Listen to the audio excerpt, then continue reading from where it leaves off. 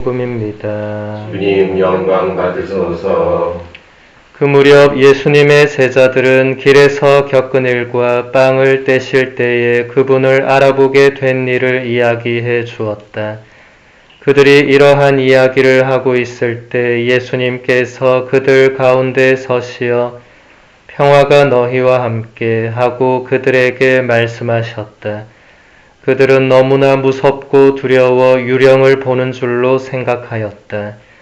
그러자 예수님께서 그들에게 이르셨다. 왜 놀라느냐? 어찌하여 너희 마음에 여러 가지 의혹이 있느냐? 내 손과 내 발을 보아라. 바로 나다. 나를 만져 보아라. 유령은 살과 뼈가 없지만 나는 너희도 보다시피 살과 뼈가 있다. 이렇게 말씀하시고 나서 그들에게 손과 발을 보여주셨다. 그들은 너무 기쁜 나머지 아직도 믿지 못하고 놀라워하는데 예수님께서 그들에게 여기에 먹을 것이 좀 있느냐 하고 물으셨다. 그들이 구운 물고기 한 토막을 드리자 예수님께서는 그것을 받아 그들 앞에서 잡수셨다. 그리고 그들에게 이르셨다. 내가 전에 너희와 함께 있을 때 말한 것처럼 나에 관하여 모세의 율법과 예언서와 시편에 기록된 모든 것이 다 이루어져야 한다. 그때 예수님께서는 그들의 마음을 여시어 성경을 깨닫게 해 주셨다. 이어서 그들에게 이르셨다. 성경에 기록된 대로 그리스도는 고난을 겪고 사흘 만에 죽은 이들 가운데에서 다시 살아나야 한다.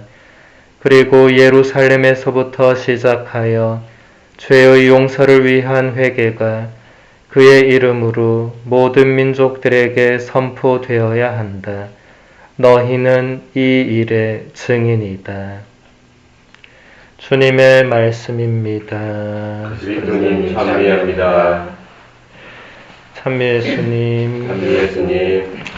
한 주간 동안 잘 계셨습니까? 예. 창문 좀 닫을까요? 예. 제가 아까 열어놓고 깜빡이네. 아직 바람은 좀 찬 것 같습니다. 그래도 날씨가 많이 좋아졌네요, 그죠? 네. 오늘 제 2독서의 말씀을 오늘 조금 더 깊게 한번 살펴보고자 합니다. 사도 요한은 그의 첫 번째 편지에서 이런 말을 하고 있습니다. 누가 죄를 짓더라도 하느님 앞에서 우리를 변호해 주시는 분이 계십니다. 곧 의로우신 예수 그리스도이십니다. 여기서 우리를 변호해 주시는 분이라고 번역한 그리스어는 파라클레토스라는 단어인데 이 단어는 보호자, 변호자, 협조자, 중재자, 위로자 등등의 많은 의미를 가지고 있습니다. 그리고 원문을 보면 우리가 이 파라클레토스를 가지고 있다라고 되어 있습니다. 교황님을 선출하는 회의를 콘클라베라고 하죠. 여기서 교황님이 선출이 되면 추기경단의 수석 추기경이 바티칸에 모여있는 사람들 앞에 나와서 라틴어로 하베무스 파팜 이렇게 합니다. 여기서 하베무스는 우리가 교황님을 가지게 되었다 이런 말이거든요. 그런데 이 라틴어 성경에도 보면 하베무스 아드보카툼 이렇게 되어 있어요. 그러니까 우리가 변호자를 가지고 있다 이런 의미가 됩니다. 그래서 다시 이런 의미들을 가지고 이 구절을 번역해 보면 이렇게 됩니다. 누가 죄를 짓더라도 하느님 앞에서 우리를 지켜주시고 변호해 주시며 도와주시고 중재해 주시며 위로해 주시는 분이신 의로운 예수 그리스도를 가지고 있습니다. 그러니까 사도 요한은 예수님께서 그저 하늘나라에서 하느님 오른편에 계시면서 우리를 변호해 주시는 것이 아니라 우리가 그런 예수님을 모시고 하느님 앞에 서게 된다는 것을 말하고 있는 것입니다. 날마다 예수님의 몸과 피를 받아 모시는 우리들이기에 요한의 이 표현은 어렵게 다가오지는 않습니다. 우리가 매일 미사 안에서 받아 모시는 예수님께서 미사 때뿐만 아니라 우리가 죽고 나서 하느님 앞에 섰을 때에도 우리 안에 계시며 우리를 지켜주시고 변호해 주시며 도와주시고 중재해 주시며 위로해 주신다는 것은 죄 많은 우리들에게 엄청난 위로와 희망이 됩니다. 아우구스티노 성인은 이 구절을 다음과 같이 해설합니다. 예수 그리스도께서 우리의 변호자이십니다.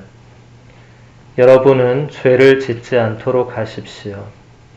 그러나 우리 인생의 나약함으로 말미암아 죄를 짓게 되더라도 끊임없이 자신을 살펴보고 끊임없이 그 죄에 대해서 아파하고 끊임없이 자신을 단죄하십시오.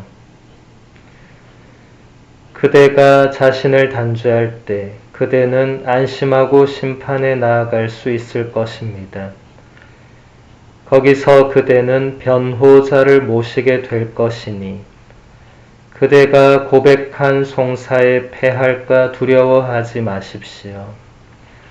이 세상에서도 말을 잘하는 사람에게 의탁해서 망하지 않는 경우가 덜어 있는데 그대가 하느님의 말씀께 의탁하는데 망할 수가 있겠습니까? 우리는 성부 하느님 앞에서 변호자를 모시고 있습니다 하고 외치십시오. 아우구스티노 성인도 우리가 예수님을 변호자로 모시고 하느님 앞에 서는 것에 확신을 가지고 있음을 알 수 있습니다. 우리에게 변호자가 필요한 이유가 무엇인가? 변호자는 죄를 지은 누군가를 위해서 판사 앞에서 그 사람을 변호해 줍니다. 그 변호가 판사의 마음을 움직인다면 유죄가 무죄로 바뀔 수도 있습니다.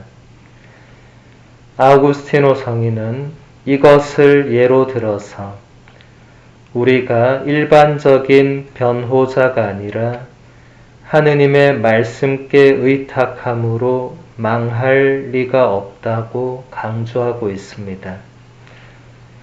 우리가 이것을 굳게 믿는다면 죽음도 또 하느님 앞에 서게 될 순간도 두려워하지 않을 것입니다. 이어서 사도 요한은 우리가 지상에서 무엇을 해야 하는지를 가르쳐 줍니다. 우리의 변호자이신 분의 계명들과 말씀을 지켜야 한다는 것입니다.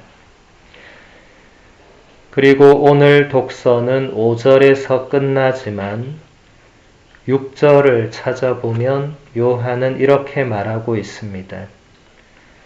그분 안에 머무른다고 말하는 사람은 자기도 그리스도께서 살아가신 것처럼 그렇게 살아가야 합니다.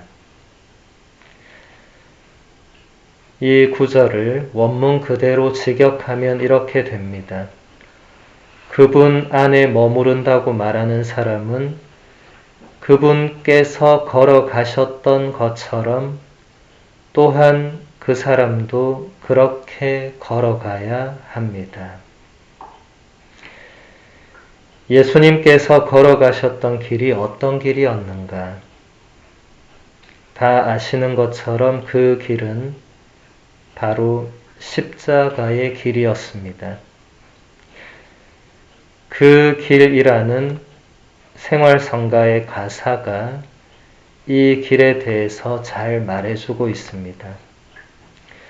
당신이 걸으신 십자가의 길, 말없는 어린 양처럼 걸어가신 길, 외로이 걸으신 그 고통의 길, 이젠 그 길을 내가 걸어가리라. 내가 가는 길, 십자가의 길, 그러나 그 길은 사랑의 길, 부르심의 길, 그 은총의 길, 당신을 따르는 길, 생명으로 가는 길. 이 성가가 말해주는 것처럼 우리가 걸어가는 길은 바로 십자가의 길입니다. 우리가 걸어가야 할 길도 바로 십자가의 길입니다. 예수님께서 공생활 3년 내내 걸으셨던 길이 바로 십자가의 길이었고 십자가를 향해 가는 길이었습니다. 타향에서 이방인으로 살고 있는 지금 우리의 길이 외롭고 힘겹기에 그 자체로 십자가의 길이라고 생각될 수 있습니다. 만일 그렇다면 우리가 십자가의 길을 걷고 있는 것이니 오히려 우리가 가야 할 길을 걷는 것입니다. 그렇다면 우리는 이런 물음을 스스로에게 던질 필요가 있습니다. 나는 정말 십자가를 향한 길을 걸어가고 있는가? 십자가 없이는 부활이 있을 수 없다는 것을 우리는 잘 알고 있습니다. 우리가 걷고 있는 길의 도착점이 십자가가 아니라면 부활도 있을 수 없다는 것입니다. 우리가 우리의 부활에 대해서 막연하게 생각하거나 우리의 부활에 대한 확신이 없다면 그것은 우리 여정의 목적지가 십자가가 아니라는 표지입니다.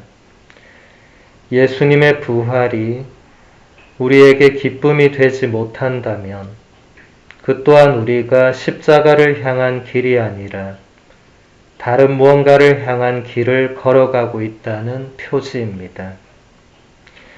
그렇기 때문에 지금이 비록 부활 시기이지만 다시 한번 이런 질문을 드리고자 합니다.